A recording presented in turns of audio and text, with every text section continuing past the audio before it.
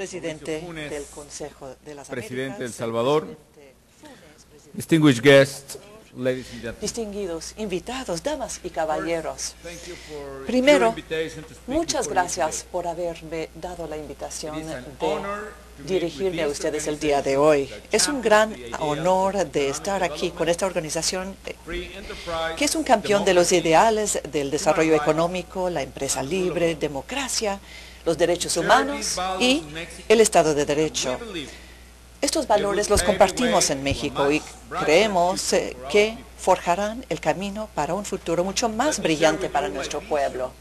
Quisiera compartir con ustedes mi visión de México, una nación que está emergiendo de la turbulencia financiera mundial con una economía más fuerte, una nación que está haciendo lo necesario para cumplir su potencial enorme y contribuir a la prosperidad de la región. Una democracia vibrante. I would also like to recognize A la vez, quisiera reconocer y agradecer al señor Arturo Valenzuela, el subsecretario, en su regreso a Georgetown, por su servicio, su amistad y su compromiso hacia ahondar los lazos en las Américas y especialmente en México. Muchas gracias.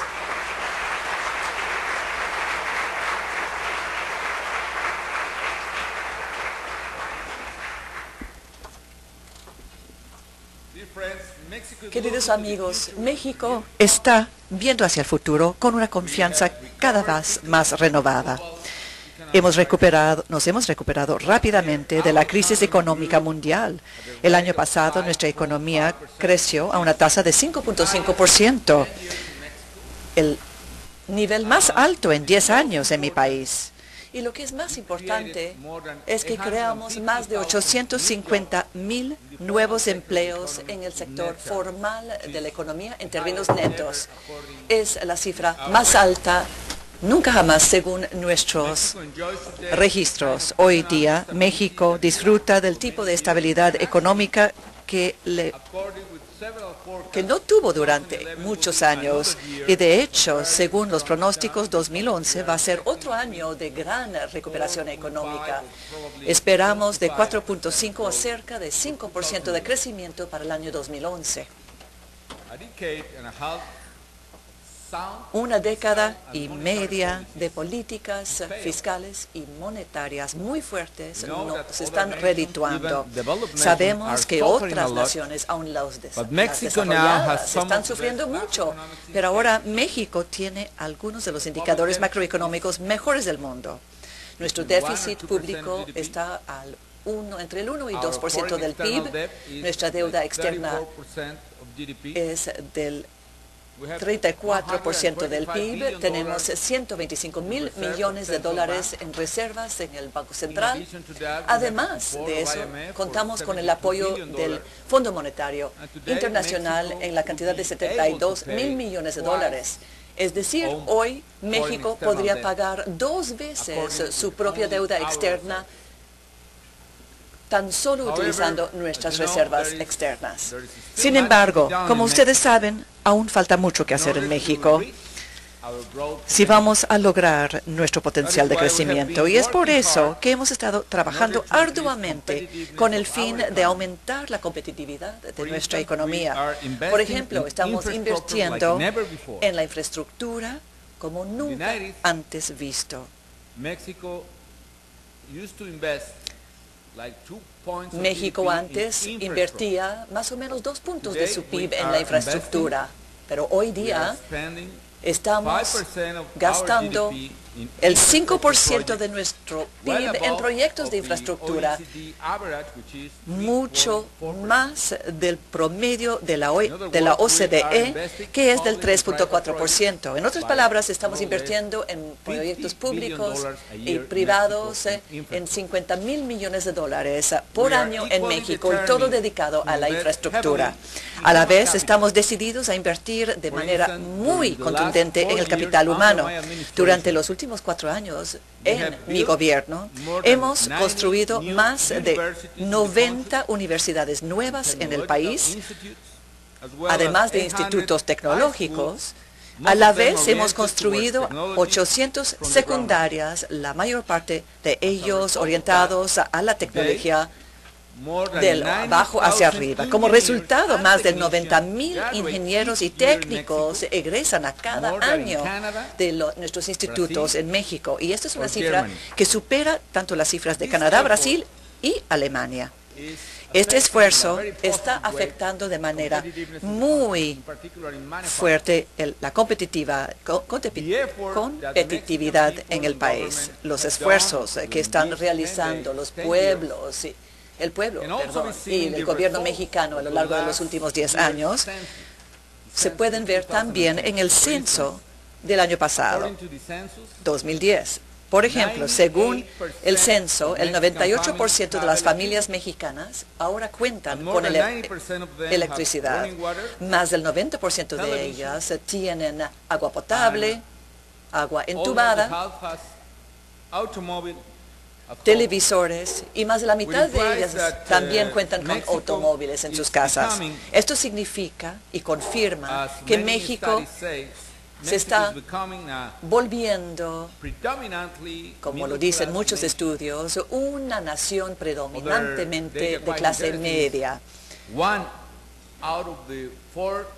Un dato muy interesante es que 1 de cada 4 casas en México fue construida en los últimos 10 años y financiada a través de mecanismos formales, ya sea del sistema bancario u otro mecanismo formal. Nos referimos a más de 7 millones de hogares. Esto implica un mayor número de casas que todas las casas en la Ciudad de México y del Estado de México en conjunto.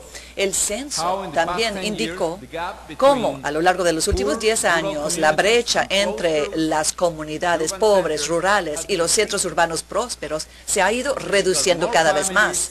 Esto es porque más familias ahora tienen acceso a mejores servicios de salud y de educación. Hace 10 años, solamente 43 millones de mexicanos contaban con algún tipo de cuidado de salud.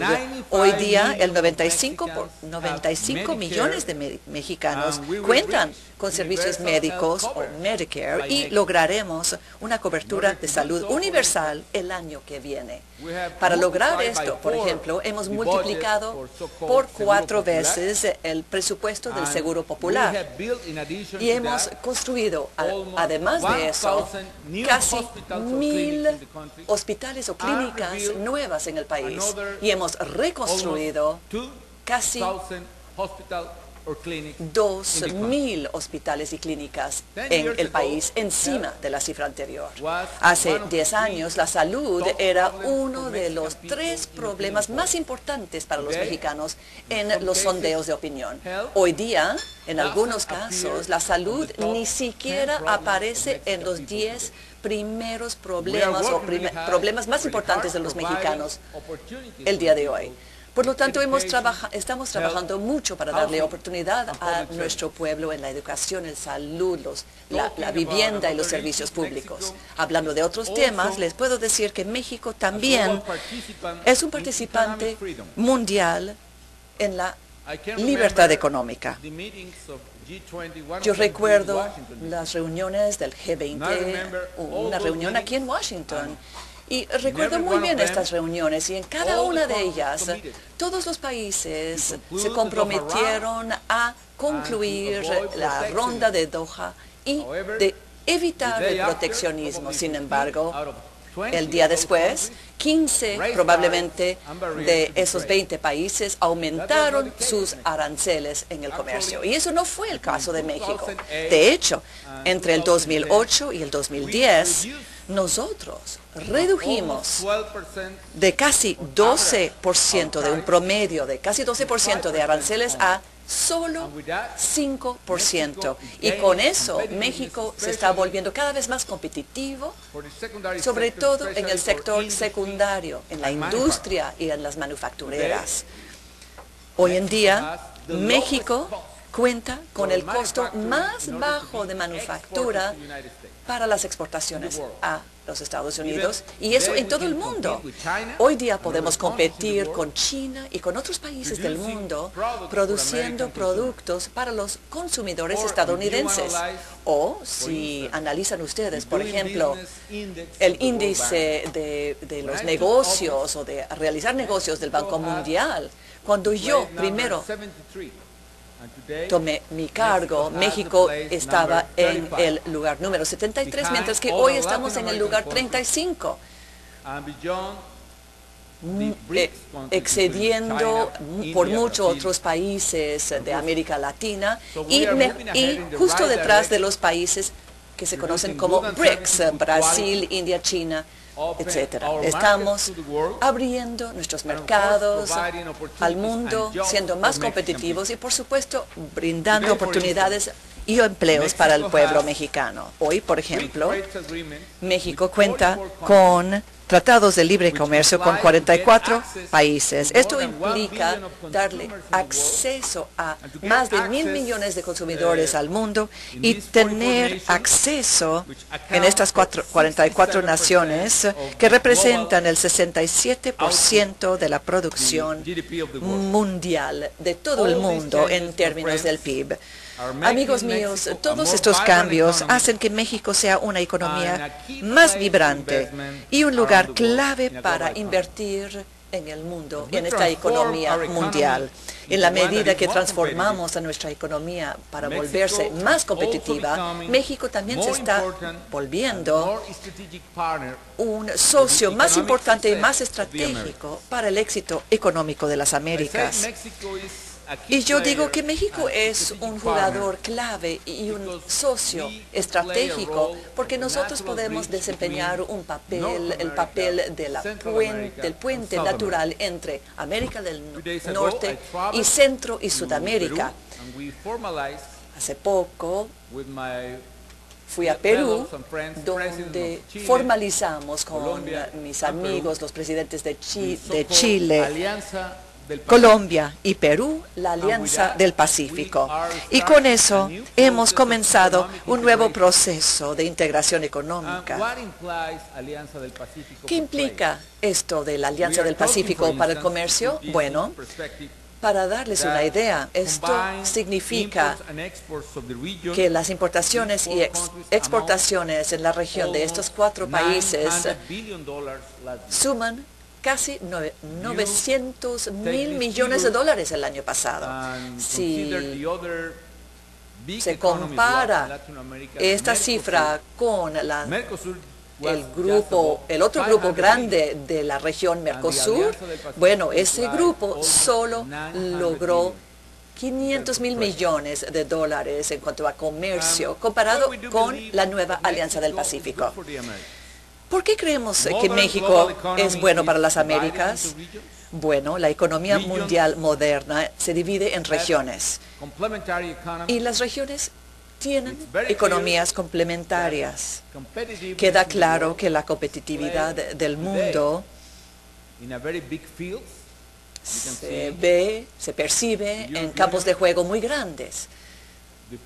La Unión Europea, los países del ex bloque soviético, los países del Oriente, América Latina, etcétera. Pero hoy día nuestra región, América del Norte, tiene que desempeñar un papel importante, contundente en ese sentido también. La única manera que podamos comprender la competitividad para Estados Unidos o para América del Norte es jugar juntos en el mismo equipo, utilizando nuestras ventajas complementarias. Y es la única manera por la que los consumidores estadounidenses y mexicanos van a tener acceso a los bienes y servicios, y es la única manera que los trabajadores mexicanos y estadounidenses van a tener acceso a trabajos justos y oportunidades para sus familias. La región más competitiva, con mayor competitividad, también será la más próspera, y las regiones más competitivas son las más integradas.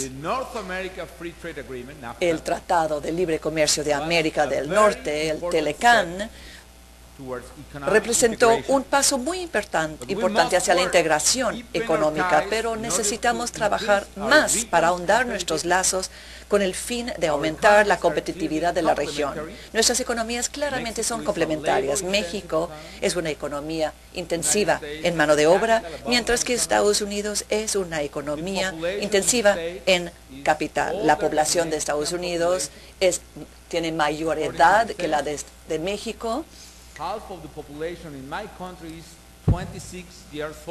Según el censo más reciente, la mitad de la población de México tiene 26 años o menos. Imagínense la relación que puede existir entre dos vecinos con una frontera de 2.000 millas. Es un fenómeno económico increíble. Necesitamos aprovechar esa situación y no bloquear las ventajas de la integración. De otra manera, los consumidores estadounidenses, la economía estadounidense, sufrirá para siempre la falta de competitividad que explica la falta de trabajos aquí. En otras palabras, entre más nos acercamos, más competitivos vamos a ser y más aceleradamente vamos a poder crecer. Y esa es la idea. La integración también significa trabajar en conjunto para enfrentarnos a los desafíos mundiales que quedan por resolver. Si vamos a lograr el verdadero potencial de nuestra asociación, tenemos que aumentar nuestra cooperación en temas críticos. Hoy, los más urgentes son la migración, la seguridad y, a largo plazo, el cambio climático. Permítanme, por favor, comenzar con el tema de la migración. Necesitamos enfrentarnos al hecho de que la situación actual de inmigración está descompuesta. Se ha vuelto un nuevo cuello de botella que impide el crecimiento y la prosperidad de la región. Leí con gran interés la declaración ayer del presidente Obama, y tiene razón. Hay un problema muy serio económico para el pueblo estadounidense con la falta de integración de nuestros sistemas. Hay grandes oportunidades que los estadounidenses no están pudiendo aprovechar debido a una falta de solución en la región. En este sentido, necesitamos empezar a percibir a la migración como una parte del desarrollo económico, y está en los mejores intereses de nuestros países de gestionarlo, pero a la vez que aseguramos que la migración se dé de manera legal y ordenada, de tal manera que la economía estadounidense se ve fortalecida y que los mexicanos no tengan que sufrir trato inhumano y algunos de ellos hasta muriendo cuando tratan de cruzar la frontera o el río. Dos, necesitamos enfrentarnos o atender el tema de la seguridad. Permítanme decirles, este no es un problema mexicano. Este es un problema que tenemos en común. Por lo tanto, necesitamos componerlo juntos. Esa es la manera de hacerlo. Como ustedes saben, una nación tan solo puede avanzar solo y tan solo si el Estado de Derecho está firmemente establecido en todo el territorio. Ahora, México está en el proceso de construir y fortalecer las instituciones de seguridad y de justicia con tal de consolidar el Estado de Derecho. Nos estamos enfrentando a algunos obstáculos, algunos heredados del pasado. Por ejemplo, durante muchos años se permitió que los delincuentes crecieran y se fortalecieron en algunas regiones en el país, hasta el grado que las autoridades locales no pudieron lidiar con ellos. Y por eso, cuando tomé mi cargo, decidí utilizar la plena fuerza del Estado para enfrentarlos. Y estamos trabajando arduamente para garantizar la seguridad de las familias mexicanas que se estaban viendo amenazados por los actos terribles de los delincuentes. Nuestra estrategia consiste en 4 políticas principales y se los quiero explicar. Primero, enfrentar, contener y deshacer a las organizaciones y vencer a las organizaciones delincuentes con la fuerza plena del Estado. Hemos desplegado la Policía Federal y las Fuerzas Armadas para apoyar a los gobiernos locales. Hay que decir, esto no es una medida permanente. Hay que decir que mientras se les puede dar, mientras lo hacemos, les damos tiempo a los municipios, a los estados, para reconstruir y fortalecer su seguridad y sus instituciones judiciales. Dos, necesitamos fortalecer, construir y reconstruir las instituciones de seguridad pública a nivel federal y estatal. Estamos construyendo, por ejemplo, una nueva generación de fuerzas policíacas en el país. No solo hemos multiplicado el número de oficiales federales de policía, pero ahora están mejor capacitados, mejor equipados y mejor pagados. Nuestra meta ahora será, el día de hoy, la de asegurar que los gobiernos locales también fortalezcan y verifiquen a sus agencias policíacas y a sus oficinas de procuradores generales. Tres, hemos reformado el sistema judicial, hemos promulgado una reforma constitucional para seguir adelante, para cambiar del sistema tradicional inquisitorio a un sistema con juicios orales, como los tienen aquí en Estados Unidos y en otros países. Estamos transitando hacia un sistema abierto y claro de juicios orales que son más efectivos y más transparentes. Cuatro, estamos lidiando con las causas sociales del crimen. Hemos establecido muchos programas sociales orientados a evitar que los jóvenes se involucren con el crimen, la delincuencia y prevención y tratamiento de las adicciones. Hemos trabajado con el gobierno del presidente Obama con el fin de aumentar la cooperación y la comprensión mutua. Sin embargo, podemos hacer todavía más cuando se trata de desmantelar las operaciones financieras de las organizaciones delincuentes en Estados Unidos y reducir la demanda estadounidense de drogas. Si no hay una reducción de demanda por las drogas, es imposible reducir la oferta. También es urgente que los Estados Unidos tomen medidas para detener la venta de armas de asalto a los delincuentes en México. En los últimos 4 años hemos confiscado más de 100,000 armas de los delincuentes y 84% de estas armas son de asalto, son armas, que se vendieron en Estados Unidos. Esto se tiene que establecer como una condición muy importante si vamos a prevalecer en el esfuerzo. Queda claro que el futuro de México, Estados Unidos, de las Américas y del mundo en su conjunto depende de nuestra capacidad de actuar en conjunto, no solo para resolver nuestros desafíos en común, pero también para fomentar nuestras fuerzas con el fin de desarrollar una región más segura, próspera y mejor integrada. Finalmente, el desafío mundial que representa el cambio climático. Yo sé que esto no es una de las prioridades más importantes de muchos países o de muchos diputados, pero tenemos que darnos cuenta de lo que está realmente pasando con nuestro planeta.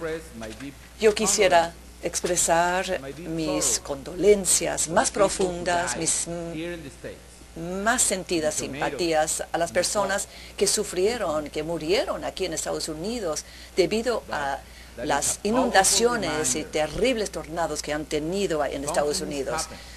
Pero permítanme decirles que esto es un recordatorio que algo está sucediendo, que el clima está cambiando. Tenemos mucho que hacer en este sentido. Estamos pasando simplemente nuestra responsabilidad a las siguientes generaciones, mientras que tenemos que actuar hoy, ahora, porque ahorita estamos pagando un precio altísimo por nuestra falta de acción. La única manera de enfrentarnos a este desafío de la humanidad es contar con el liderazgo de Estados Unidos. Damas y caballeros, en México hemos avanzado en la tarea de desarrollar, de construir un país más seguro, más competitivo y más dinámico en su economía. Sabemos que en esta era, una nación solo puede tener éxito si cuenta con el apoyo de sus socios estratégicos. Como dijo el presidente Franklin Delano Roosevelt durante su segunda inauguración en 1937 al pueblo estadounidense, él dijo: en nuestras ambiciones personales somos individualistas. Sin embargo, en nuestra búsqueda de progreso económico y político, todos subimos o todos nos caímos. Con base en nuestros valores compartidos e ideales comunes, esto representa nuestra oportunidad para forjar lazos más fuertes entre nuestros países en nuestra búsqueda de progreso económico. Yo puedo ver a México en el futuro, un México que va a ser una de las economías más grandes del mundo, probablemente entre el quinto o el séptimo, la economía quinta o séptima del mundo para finales de este siglo. Contamos con una población muy joven, tenemos gente que trabaja muy duro, tenemos muchos recursos, muchos principios, valores. México superará todos estos desafíos y será una nación desarrollada que cuenta con oportunidades para su pueblo. Yo veo a México de manera muy distinta, pero si vamos a lograr esto, todos tenemos que trabajar arduamente para enfrentarnos a los problemas y no evitarlas. Y es justamente lo que se está haciendo en mi gobierno, enfrentándonos a los problemas, componiéndolos, independientemente de los costos a corto plazo. La única manera que una nación pueda prevalecer en este mundo es de actuar con valentía, actuar con decisión y con responsabilidad ante las generaciones futuras. Yo sé que si vamos a tener éxito con esto, tenemos que contar con nuestro amigo, aliado y vecino. Es nuestra oportunidad para mejorar la cooperación entre dos o más países en América y caminar de la mano el uno con el otro hacia un mejor futuro. Ahora se va a distribuir el micrófono. Señor presidente, yo soy de Colombia y tengo mucho interés, como lo tendrá México, en que se resuelva la violencia que gira alrededor del negocio de las drogas.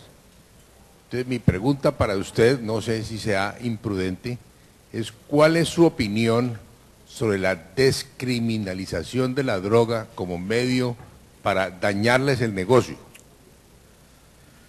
Bueno, primero, yo creo que México tiene muchas cosas que aprender de acciones que se hicieron bien y que se hicieron mal en Colombia en ese proceso tan largo y tan doloroso. Usted sabe mucho mejor que yo y ojalá un día podamos conversar esta historia. Colombia ha pagado un precio muy, muy alto por resolver este problema, como afortunadamente lo está resolviendo a mi juicio. Pero la violencia en Colombia empezó, aquí usted o mi amigo Luis Alberto Moreno me sabrá decir, pero quizá empezó en los 80s y fue creciendo y creciendo hasta que se volvió pues una pesadilla terrible para el pueblo colombiano. Hay muchos factores diferenciales, la presencia de una guerrilla con además intereses políticos, la situación geográfica, cosas que no están igualmente en México, la pérdida de control que se tuvo en cierto momento en Colombia y durante muchos años de grandes partes del territorio, cosa que no está ocurriendo en México, en fin. Pero el hecho es que hay muchas cosas de las cuales hay que aprender. Una de las cosas es que si uno observa la curva de homicidios en Colombia, que tuvo un pico hacia finales del siglo, hacia principios de esta década, luego entra mi amigo el presidente Uribe, que hizo a mi juicio un excelente trabajo, con mucho coraje, con mucha bravura, le tomó los 10 años de su presidencia poder romper el pico y hacerlo caer como afortunadamente ocurrió. Nosotros estamos viviendo episodios de violencia muy importantes, sin embargo, creo que estamos reduciendo ese ciclo, porque a mi juicio empezamos apenas a tiempo. Yo decía, apenas a tiempo porque estamos claramente a tiempo para vencer ese pico. De hecho, las estadísticas comienzan a reflejarlo. Desde el tercer trimestre del año pasado ha reducido la tasa de crecimiento de homicidios en México. Pero aún falta mucho por hacer y creo que la clave es acortar ese ciclo, que en muchas cosas es diferente, en otras se parece. Por ejemplo, también en Colombia, a partir de la muerte de Pablo Escobar, por ejemplo, comenzaron a separarse y a disgregarse los grandes grupos y se fueron convirtiendo en grupos más pequeños, más regionales, en algunos casos más violentos, pero con menor capacidad de desafío a la sociedad y al Estado, ¿no? Claro que la muerte de Pablo Escobar le tomó a Colombia, pues por lo menos 15 años, y primero fue diputado y líder social, etcétera, etcétera, ¿no? En el caso de México, el primer gran capo, digamos, que fue arrestado o que murió, por ejemplo, tomo el caso de Beltrán Leiva, tomó precisamente 3 años, y ese fenómeno de desmembramiento de las bandas, debilitamiento estructural, regionalización, lo estamos viviendo. Explica una parte de la violencia, pero nos hace ver que vamos avanzando comparativamente con Colombia en un periodo más estrecho, quizá igualmente intenso, pero más estrecho, que nos habrá permitido prevalecer y esperemos terminarlo también más pronto. Aún así, con el extraordinario trabajo que ha hecho Colombia y el presidente Uribe, como usted sabe, todavía en Colombia hoy, de acuerdo con los últimos datos disponibles, sigue presentándose situaciones de violencia que claramente declinan, ¿no? Pero con todo y lo terrible que ha sido la violencia en México, lo espectacular de las noticias, la cobarde villanía y sadismo de los criminales, con todo y eso en México hay ahora más o menos 16 homicidios por cada 100,000 habitantes, que implica, por ejemplo, que es incluso menos de la mitad de los homicidios por cada 100,000 habitantes que hay todavía en Colombia, que tiene un dato de 38. Incluso México tiene menos homicidios por cada 100,000 habitantes que Brasil en este momento, que tiene por ahí de 25.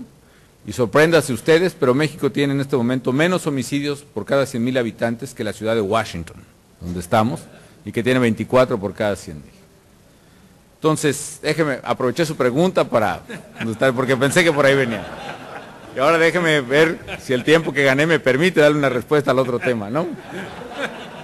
Mire, yo he estado abierto a la discusión sobre legalización de las drogas, en la cual no creo. Y le voy a decir por qué razón. Como cualquier política pública tiene ventajas y desventajas. Y veo claramente el argumento que usted dice, quitarles el poder de dinero a los criminales. Si uno pone en el balance, como debe poner las ventajas y las desventajas de una medida, ¿qué pondríamos en el lado de las ventajas?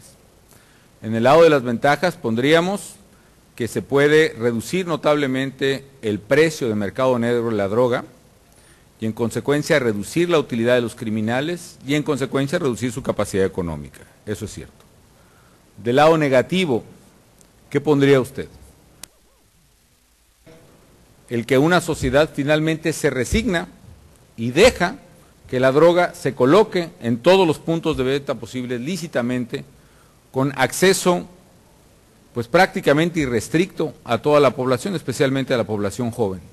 Para el presidente de un país como México, que insisto, tiene una población muy joven, la mitad de ella de 26 años de edad o menos, dejar a los jóvenes a merced de los distribuidores de droga me parece pues simplemente un escenario para mí inaceptable. Es cierto, quizá yo como mexicano pueda decir tengo 3 hijos, yo me hago responsable de los míos, y cada quien hágase responsable de los suyos, pero como presidente de la República eso nunca lo voy a hacer, porque también soy responsable, desde luego, del destino de millones de mexicanos, y creo que lo somos todos en la medida que tenemos cargo de responsabilidad. Pero más allá de estos que son los dos argumentos relevantes, hay otro de fondo que a mi juicio termina muy rápido la discusión. El mercado, como muchos mercados, el mercado de droga es determinado globalmente. Y el mercado relevante en el mundo que determina el precio de las drogas no es el mercado mexicano, es el mercado americano. Es el mercado americano, de tal manera que es irrelevante lo que pueda hacer un país como México si este tipo de medidas no se toman globalmente. De tal manera que si se llegara, por ejemplo, en México a legalizar en todo o en parte el uso y el comercio de drogas, si aquí no se tiene una discusión y una decisión igual, pues es absolutamente inútil. Nos llevamos todas las consecuencias negativas y los problemas y ninguna de las positivas. Es más, México se convertiría en el paraíso de los criminales en el mundo. Es una metáfora que yo uso y que luego no me deja usar aquí el embajador, pero la voy a usar porque a mí sí me gusta, ¿no? Pero si ahorita yo estoy lidiando y venciendo a criminales de Apatzingán, que es una población de mi estado de Michoacán, y por cierto, uno de los líderes del grupo de la familia que es de ahí, ya murió en diciembre, pues no solo voy a combatir criminales de Apatzingán, sino también de Afganistán y de Pakistán y de muchos de todo el mundo, ¿no? En México. La verdad es una discusión que tiene que darse globalmente. Y lo que yo sí pido es coherencia a los Estados Unidos. ¿Coherencia en qué sentido? No pueden, por un lado, estar liberalizando y cambiando las reglas para permitir un mayor consumo de drogas, como es el caso de la marihuana, ¿no? No solo porque hay 14 estados que ya la liberaron totalmente en su consumo, en algunos de ellos en la producción, en California, por ejemplo, en algún condado es posible producirla industrialmente, sino también incluso culturalmente ha habido un cambio que ha hecho mucho daño. El solo permitir una legislación que hable del uso medicinal de la marihuana, cualquiera que eso sea, a mí me recuerda pues lo que en México es muy popular, el llamado uso medicinal del tequila, ¿no? Si tienes gripa, tómate un tequila, ¿no? ¿No? Si no se te quita la gripa, se te olvida, ¿no? Pero bueno. Pero, en fin, esa es una discusión que la tendrán los médicos, pero ese solo hecho de haber hecho ese cambio legislativo ha provocado un cambio cultural en los muchachos. La sola idea de que la marihuana es medicinal, pues suena por ahí que tiene un uso, pues es así como que bueno, ¿no? Y es realmente muy cool, es muy una moda los muchachos. Usted vaya a cualquier universidad de este país y los muchachos, los que son más atractivos y más sofisticados, fuman marihuana. Eso sí, que no pase un pobre estudiante tratando de fumar un cigarro, porque entonces sí lo linchan, ¿no? Porque hay un cambio cultural importante, pero esa es mi respuesta. Es un problema global, muy delicado, que tiene ventajas y desventajas. Creo que la principal desventaja para mí es simplemente dejar a varias generaciones de nuestros jóvenes en manos de los criminales. Y hay un problema que no se trata simplemente de un producto en el mercado, sino que es un producto que produce adicción. Y la adicción genera una esclavitud, genera una relación de dependencia de por vida en algunos casos, con lo cual cambia totalmente la regla del juego. Pero esa es más o menos mi opinión, y sí se necesita una política de congruencia. O realmente se discute a fondo en Estados Unidos el tema que usted plantea, con valor y con argumentos técnicos serios, etcétera, o bien comprometámonos en serio a hacer cumplir la ley. Pero es muy injusto que yo a campesinos mexicanos los detenga por estar produciendo un cuarto de hectárea de marihuana y aquí se produzca industrialmente.